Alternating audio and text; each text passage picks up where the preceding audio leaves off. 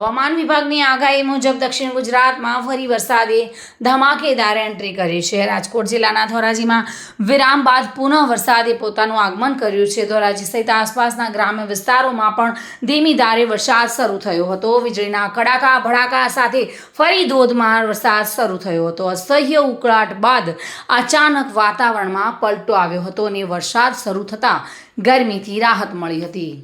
જોકે ધોરાજીના ભોલ ગામડા, છાડ વાવદર, છત્રાસા સહિતના ગામોમાં વરસાદી માહોલ જોવા મળ્યો છે। મોહરમ માસ નિમિત્તે યોજાયેલા તાજિયા જુલુસ સમયે અચાનક વરસાદ વરસતા તહેવારમાં વિઘ્ન બન્યું હતું। જોકે વીજ વાયરો સાથે તાજિયા ગુંબદ અડે નહીં માટે કાળજી રાખવા માટે ધોરાજી પીઆઈ આરજે ગોધમે અપીલ પણ કરી હતી।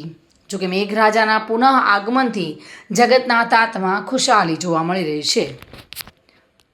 વિમલ સોંદરવા સાથે bureau report, today Gujarati news.